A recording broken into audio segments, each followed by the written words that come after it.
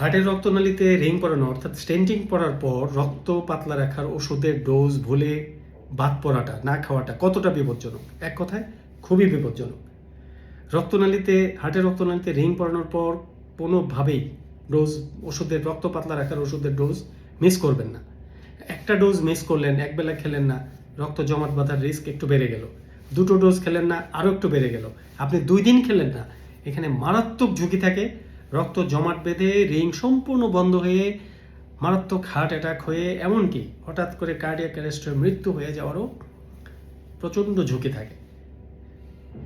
কাজেই অ্যাসপিরিন, ক্লপিডোগ্রেল, প্রাসোগ্রেল বা টিকাগ্রেলর সাধারণত এর মধ্যে 2টো ওষুধ রক্ত পাতলা রাখার ওষুধ দেওয়া হয় স্টেন্টিং করার পরে, এবং এই 2টো রক্ত পাতলা রাখার ওষুধই আপনাকে খুব সযত্নে আপনাকে নিয়মিত সেবন করতে হবে। কখনোই ভুল করবেন না। একটা ডোজ মিস করলেন, একটু ক্ষতি হলো, পরবর্তী আপনি সাথে সাথে মনে করার সাথে সাথে আবার ওষুধটা খেয়ে নিলেন, ক্ষতিটা কমানো গেল। কিন্তু এরকম যদি আপনি প্রায়ই মিস করতে থাকেন, এই অল্প অল্প ক্ষতি কিন্তু একসময় বড় ক্ষতির কারণ হয়ে যাবে। কাজেই হার্টের রক্তনালীতে রিং পরানোর পর এই রক্ত পাতলা রাখার ওষুধের ব্যাপারে মারাত্মক সচেতন থাকবেন। একটা ডোজও যেন মিস না হয়। প্রতিদিন প্রতিবেলায় অবশ্যই খেতে হবে। সবাই ভালো থাকবেন, সুস্থ থাকবেন। ধন্যবাদ সবাই।